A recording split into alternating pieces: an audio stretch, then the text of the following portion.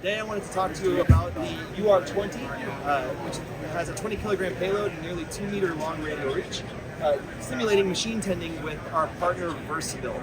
What's so cool about this system, outside of just the scale and payload of this robot, is what this Versabuilt team has been able to do with the technology.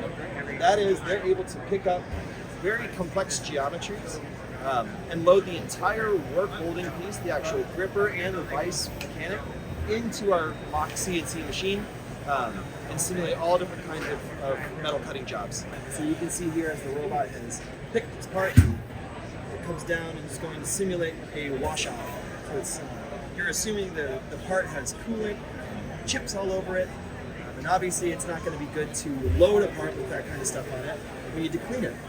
So this is simulating here, just moving the part through an air knife. It's going to blow that coolant and those chips off before we then either pick up a new part or place a finished part. So the partner that we're showing here, Kane Robotics, has done some pretty cool things with our technology. They've applied not only their understanding of force and compliance control, but also used some different tools to mirror or to model how the robot can move and repeat jobs like a human could.